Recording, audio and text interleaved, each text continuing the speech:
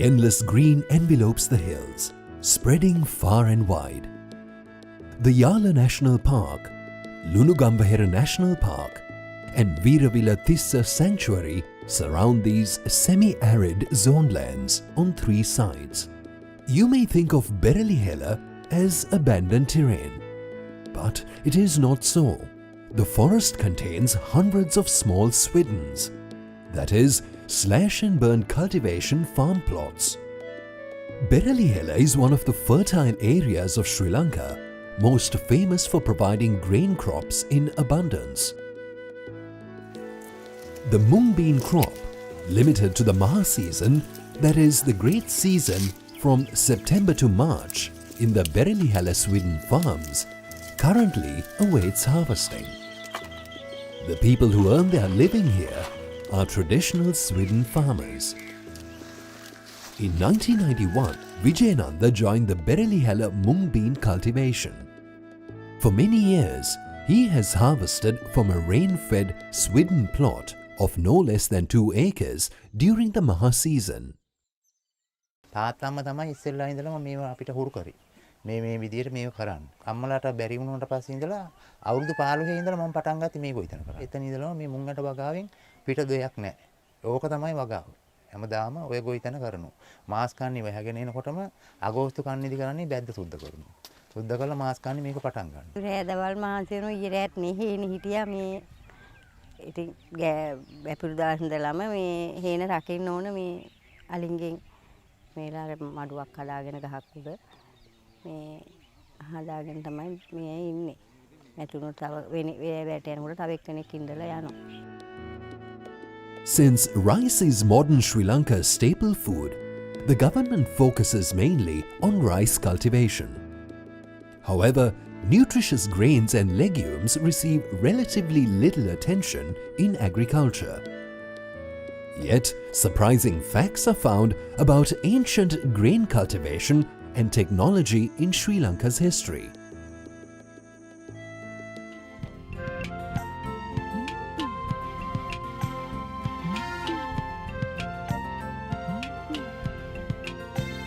ලෝකයේ නවශිලා යුගයේ ඇතිවීමත් එක්ක තමයි ශාක සහ සත්ව ගෘහස්ථිතකරණයට ප්‍රමුඛතාවයක් ලැබෙන්නේ. ඒ අනුව ශාක ගෘහස්ථිත කිරීමේදී එක් වැදගත් අංගයක් තමයි ධාන්‍ය වර්ග මිනිසා විසින් වගා කිරීමට පෙළඹවීම. ඉතින් මේ අනුව ශ්‍රී ලංකාවේ ධාන්‍ය වගා කිරීම පිළිබඳව මූලික නැත්නම් පැරණිම සාධක විදිහට අපිට හොයාගන්න තියෙන දැනට හෝටන් තැන්න ප්‍රදේශයෙන් ලබාගත් ධාන්‍ය වර්ග මේවා අවුරුදු 17000ක් විතර පරණයි මේ කාලයට අයිති වෙන්නේ. මම හිතන්නේ යම් කිසි ප්‍රමාණයකට මිනිස්සු මහා පරිමාණයෙන් නෙවෙයි සුළු පරිමාණයෙන් මේ ධාන්‍ය වගා කිරීම කරලා තියෙනවා. දැන් වර්තමානයේ අපි කියන අපේ හේන් ගොවිතැනට බොහෝ විට සමානයි. Currently in Sri Lanka, among minor food crops, mung bean, finger millet, cowpea, millet, sesame and foxtail millet are farmed more. This is because these crops are adapted to arid and semi-arid climates. The required temperature is between 25 and 32 degrees Celsius. Also, the period from sowing to harvesting is relatively short. For example, mung beans are harvested in 55 to 60 days. Mung beans contain more than 24% in nutrients. In 2020, while 10,889 hectares of mung beans were cultivated, the yield was 13,497 metric tons. Also in 2020, Sri Lanka imported 10,750 metric tons of mung beans valued at 1,955 million rupees. In the districts of Hambantota, Ampara, Mathale, Kurunegala, Mena, Batiklo, Badulla, Vaunia, Ratnapura, Monaragala, Anuradhapura, Polonnaruwa, Puttalam and Jaffna, grain cultivation is done using the most suitable crops. The climate determines the crops grown. මාස් කන්නේට විතරයි මේ වැහි තියෙන්නේ. යාල් කන්නේට වැහි නෑ. යාල් කන්නේට මාර්තු මාසේ 15 වෙනි පස්සේ වැහි එනවා. ඒ හදිසි කන්න එකටයි එන්නේ. ඔය නියඟ කාලේ ඇවිල්ලා ඒ කාලෙට නෑ. හරි අර වැහි ආවතිමන මාස් කන්නේ වගේ මාස් කන්නේන් භාගයක වගේ වැහි එනවා යල් කාලෙට. ඒ යල් කාලෙට ආවට පස්සේ අපි කරන්නේ අනික තල ගහනවා හාල. ඒකෙනුත් ඉතින් අපි ප්‍රයෝජනයක් ගන්නවා ලාභ ප්‍රයෝජනයක් ගන්නවා අනිවාර්යයෙන්. It is a unique situation for us to have domestically grain and pulse crops that are well suited to the climate, while the seeds needed for cultivation are purchased from the market. Some farmers produce the seeds themselves. In very harsh environmental conditions, they have been engaged in Swidden cultivation for many years and have acquired suitable crop growing skills. But it is a sad situation that new technological methods have not so far been used for these crops. Munaragala district is one of the most favorable regions of cereals and pulses in Sri Lanka. The month of January keeps Munaragala district hot. This is the time before the rains come to rush and harvest the finger millet of Munaragala. Balaharua is a village near Udavalava National Park in Munaragala district. The small licensed Swidden plots scattered all over the area have now turned into fields of ripe finger millet. Reaping finger millet together with relatives is a wonderful, satisfying tradition in this area.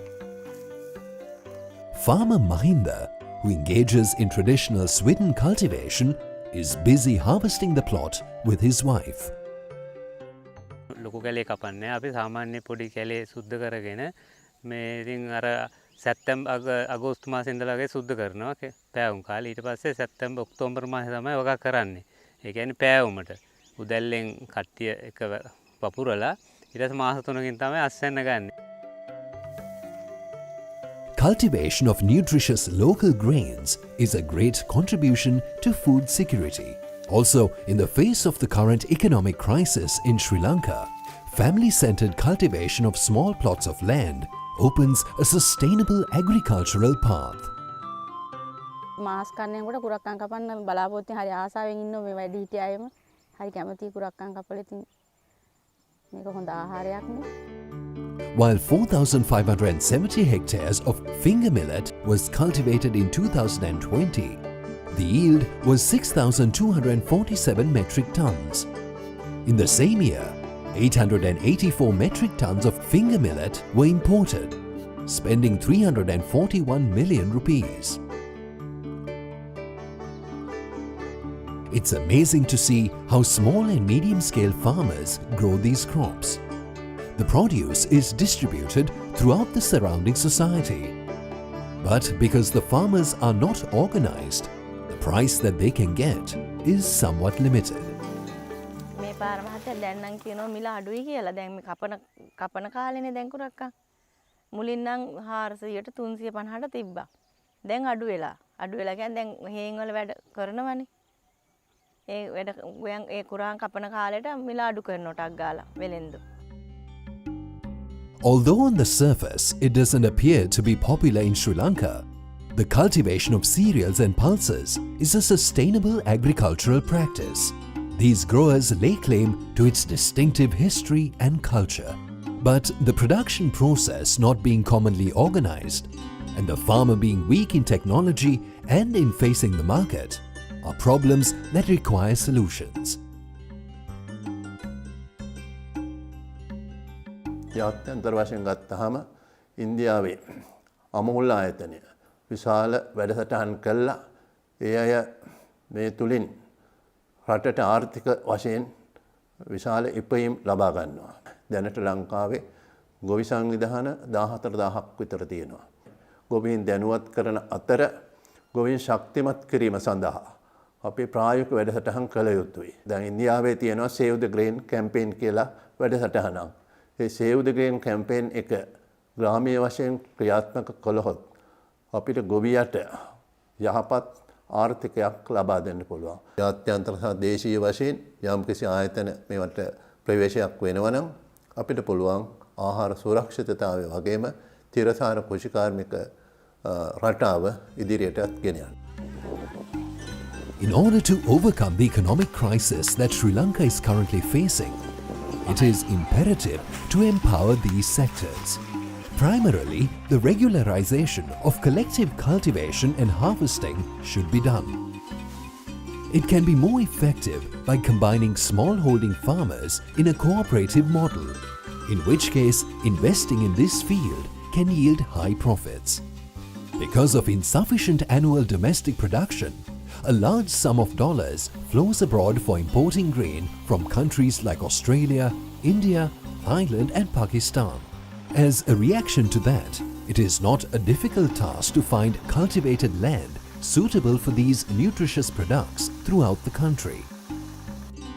By the farmer having the right of production as well as the right of cultivated land, he is inevitably strengthened. Hence, the farmer can become an entrepreneur and be transformed into a value-added producer. If such medium and small farmers are united and guided to overcome market challenges, it will create a new hope for Sri Lanka's food security.